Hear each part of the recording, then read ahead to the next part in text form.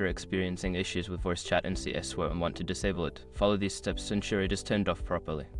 Step 1. Open the game settings. Launch CS2 and navigate to the main menu. Click on the settings option to access the game configuration menu. Step 2. Access the audio settings. Within the settings menu, find and select the audio tab. This section contains all the audio-related options, including voice chat settings. Step 3. Locate voice chat options. Scroll through the audio settings until you find the voice chat options. Look for settings labeled voice chat or voice communication. Step 4. Disable voice chat. Once you find the voice chat settings, toggle the option to disable voice chat. This may involve unchecking a box or setting the voice chat volume to 0. Step 5. Save changes and exit. After disabling the voice chat, make sure to save your changes. Exit the settings menu and return to the game to ensure that the voice chat is no longer active.